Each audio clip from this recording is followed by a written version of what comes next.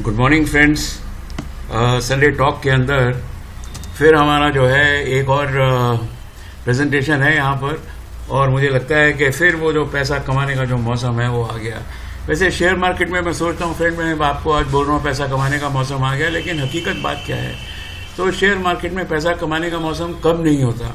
आपका सेक्टर सही रहे, शेयर सही रहे, पैसा पैसा है, हमेशा ही पैसा है। बहरहाल इसकी बात हम थोड़ी देर में करेंगे। पहले ज़रा अपना संडे टॉक में देख लेते हैं कि हमारा जो डाउ है, डाउ जोन्स का फ्यूचर जो है ना, वो क्या कह रहा है। फ्रेंड्स, अगर आप डाउ जोन्स का यहाँ पर फ्यूचर देखें तो ये फ्यूचर यहाँ पर जो है ना बता रहा है कि फ़िलहाल ये जो है 124 पॉइंट जो है ना ये नीचे है। ठीक है, ये मार्केट क्लोज हुई है उस टाइम ये 124 पॉइंट नीचे था और काफ़ी वॉल्यूम से एक्चुअली ये गिरा है। तो ये ज़रा इसको स्टडी भी कर लेते हैं कि फ्रेंड्स ये देखिए, इसने यहाँ पर ना एक राइजिंग फ्लैग पैटर्न लगाया है। ठीक है ना, तो जब ये राइजिंग फ्लैग पैटर्न ऐसा होता है तो ये इंडिकेट करता है कि ये जो है ना गिरेगा, गिरना चाहिए इसको।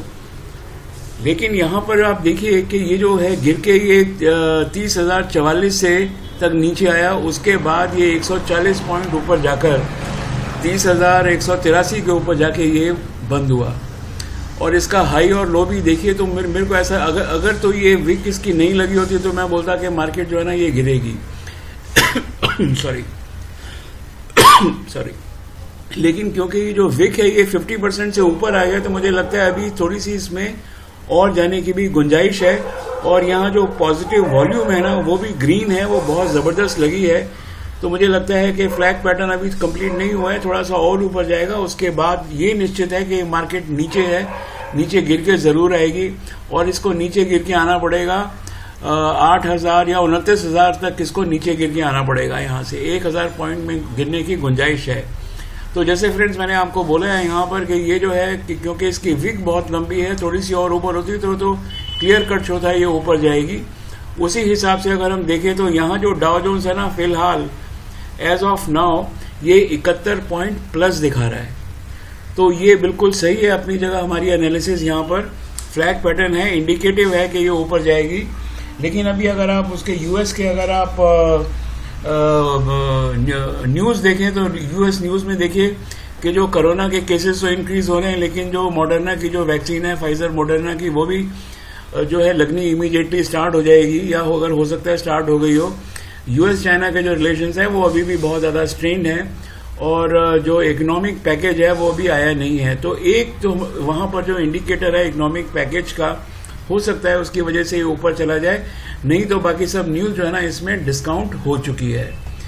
फ्रेंड्स, इसके बाद हम ये देख लेते हैं कि ये डॉलर इंडेक्स की जो नॉर्मल वैल्यू है वो है 93, और 93 के नीचे जब भी ये होता है तो ये इंडिया के लिए फेवर होता है, और अभी इसकी है 89.92।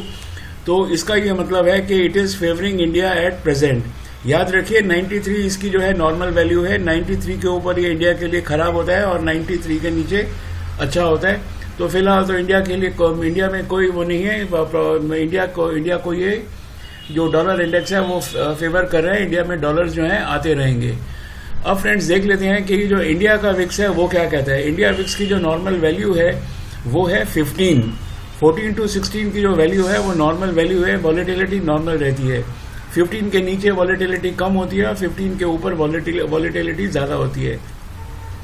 तो अभी जो है जो हमारी मार्केट है ना ये वॉलेटाइल रहेंगी क्योंकि ये 15 से ऊपर है, इस बात का ख्याल रखिए। इसलिए जो है आप ध्यान से जो शेयर मार्केट है उसके अंदर ऑपरेट करिए। देन फ्रेंड्स वी सी के हमारी ये जो FIA की एक्टिविटी क्या है। 18 तारीख को जो FIA ने जो है नेट परचेज उनकी जो है 2,720.95 करोड़ की हुई है, और आज तक मतलब एक महीने के अंदर 38,734 करोड़ की बाइंग हुई है कैश के अंदर। कैश बाइंग का मतलब है कि जो मार्केट, जो फॉरेन इन्वेस्टर्स हैं वो मार्केट के अंदर पैसा लगा रहे हैं, जबकि जो DII की जो नेट परचेज है वो जो नेट सेल परचेज है वो माइनस है। तो जो माल खरीदा है वो खरीदा है FII ने और बेचा किसने है, DII ने, मतलब डोमेस्टिक इंस्टीट्यूशंस ने। फ्रेंड्स अब देख लेते हैं कि इन जो इंडिकेशंस हैं इनके बीच हम जो है कैसे रहने वाले हैं। तो सबसे पहले हम जो है देख लेते हैं कि रिलायंस को ही देख लेते हैं। रिलायंस को देख लेते हैं। तो फ्रेंड्स अब ये देखिए यहाँ पर जो है ना ये 3 दिन से जो है ना ये 1, 2, 3, 4 दिन से जो है ये डोजी दे रहा है या स्पिनिंग टॉप दे रहा है। एक जगह करीब करीब 2000 के आसपास ना ये रुका हुआ है और इसने यहाँ जो है ना एक स्लाइटली वेज पैटर्न दिया है जो कि इंडिकेट करता है कि थोड़ा सा ये गिर सकता है, ठीक है। और ये देख लेते हैं यहाँ पर इसके ये जो है 50 के ऊपर है, नाइसली प्लेस्ड है। RSI कोई दिक्कत नहीं है, ऊपर भी जा सकता है, नीचे भी जा सकता है। और ये जो मैगडी है ये अभी 6.32 है, तो ये जीरो लाइन के तो जो है ऊपर ही है। लेटेस्ट सी क्या है, न्यूट्रल टाइप ही है, कुछ खास फिलहाल है नहीं। लेकिन इन एनी केस इसको 2100 के पार जाना पड़ेगा। अगर इसको देखिए, इसको 2100 के पार जाना पड़ेगा अगर इसको ऊपर जाना है तो। अब HDFC बैंक को देख लेते हैं। बैंकिंग से अच्छा, इसमें एक चीज मैं आपको बतानी भूल गया कि ये जो है इसके जो न्यूट्रल इसके क्लूज हैं, इसके अंदर कोई ऐसा नहीं कह सकते कि ऊपर जाएगा नीचे जाएगा या निफ्टी को ऊपर लेके जाएगा या नीचे लेके जाएगा रिलायंस अपने दम पे। और इसके अंदर एक और न्यूज है कि जो अब RIL है, it will begin gas exploration with BPCL and will meet 15% of the company's requirements by year 2023। तो ये जो एक इनका जो न्यूज़ था yesterday in the newspapers, तो ये न्यूज़ इसके लिए पॉजिटिव है, कंट्री के लिए भी पॉजिटिव है। फ्रेंड्स ये HDFC लाइफ को देख लेते हैं कि इसके जो रिजल्ट्स जो है ना वो 17 जनवरी को आने वाले हैं, ठीक है। तो आप ये देख लीजिए कि ये जो यहाँ पर जो है ना फिलहाल तो इसने जो है मतलब ये गिरने का इशारा कर रहा है, काफ़ी वॉल्यूम हो गई है। ये गिरा है एक्चुअली लास्ट फ्राइडे को भी गिरा है। इसको 2-3 दिन लगेंगे फ्रेंड्स ही, जब तक ये नीली लाइन जो मैगडी लाइन है ऊपर नहीं जाती है। तो इसको आप बिल्कुल खरीद के चल सकते हैं। वैसे भी इसके जो रिजल्ट्स हैं ना वो 17 जनवरी को आने वाले हैं, तो 17 जनवरी को आने वाली है, तो उसकी प्रिपरेशन हो जानी चाहिए। नेट अगर आप देखें तो ये ऊपर की तरफ ही है। एक बार अगर इसने HDFC बैंक ने अगर इसने अपना लाइफ टाइम हाई जो है जो 1460 के करीब है, 60-61 के करीब है, उसको अगर ये तोड़ा तो ये बिल्कुल यहाँ से जो है ऊपर चला जाएगा। फ्रेंड्स मैं आपको एक बात कहना चाहता हूँ, अगर ये गिरता है, जितना ये गिरता है, देखिए ये 1370 के आसपास ही आता है। अगर आपको ये 1370 के आसपास अगर आता है तो इसको ज़रूर ले लीजिए, क्योंकि 1460 तक तो है, ये चला ही जाएगा। रिजल्ट से पहले आपको जो है 10% देने का दमखम रखता है। तो HDFC बैंक से तो खास सपोर्ट नहीं है, रिलायंस से भी खास सपोर्ट नहीं है, न्यूट्रल ही है करीब करीब दोनों।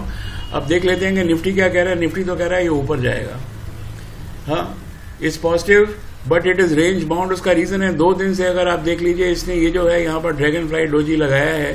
हालांकि इसको कंफर्म नहीं किया, अगर ये वाइट हो जाता तो कंफर्म होता, लेकिन मूविंग एवरेजेस को देखते हुए तो लगता है कि ये जो निफ्टी है ये ज़रूर ऊपर जाएगा। ये क्यों ऊपर जाएगा वो भी देख लेते हैं।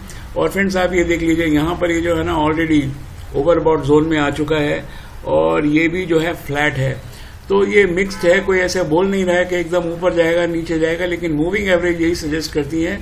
इसका मुंह जो है बहुत ज़्यादा बढ़िया तो खुला हुआ नहीं है, लेकिन फिर भी सजेस्ट करती हैं कि ये जो है ऊपर इसको जाना चाहिए। तो निफ्टी ऊपर जाएगा।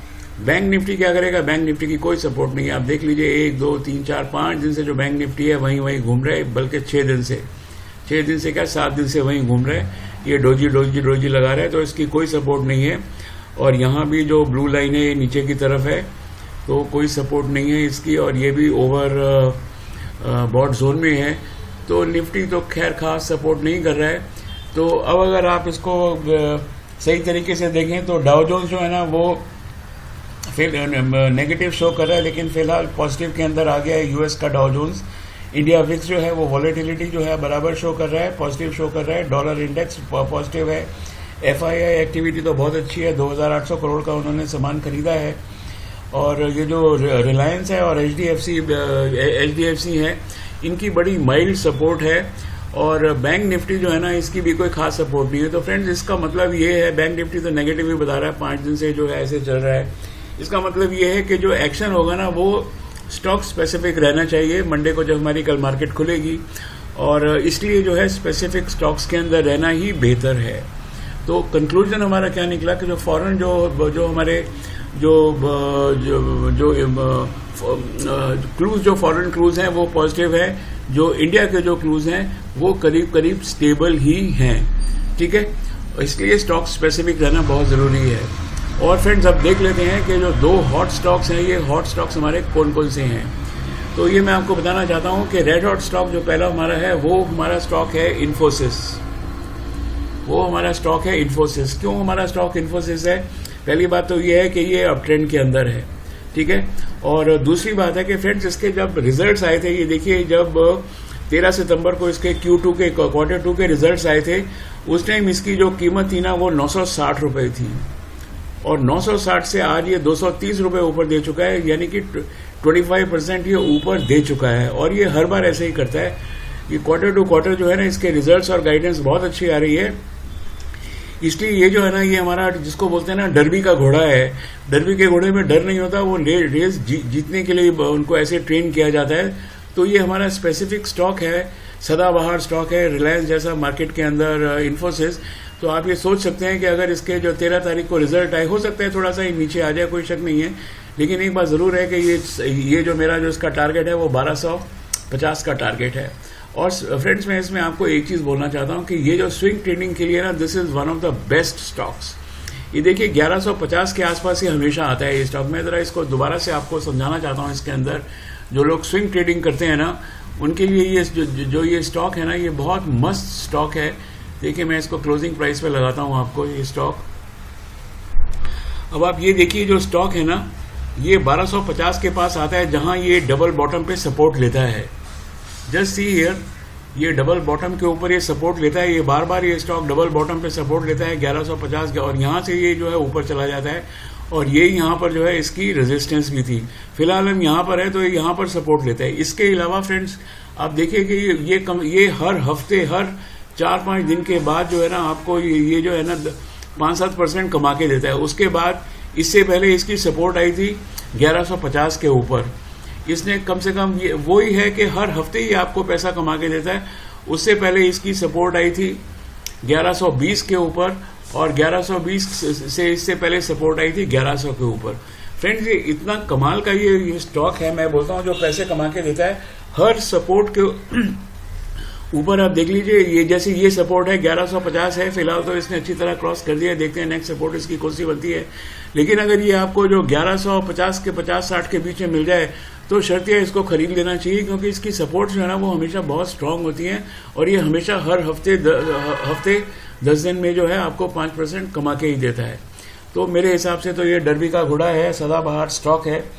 और इसके अंदर एक न्यूज़ भी है फ्रेंड्स। वो ये न्यूज़ है, ये जो चला है जो पूरा सेक्टर, वो ये है कि जो इंडियन कंपनी है एक्सेंचर, इसने ये लिस्टेड है यूएस के अंदर। इसके रिजल्ट्स और गाइडेंस जो है ना वो बड़ी ज़बरदस्त है।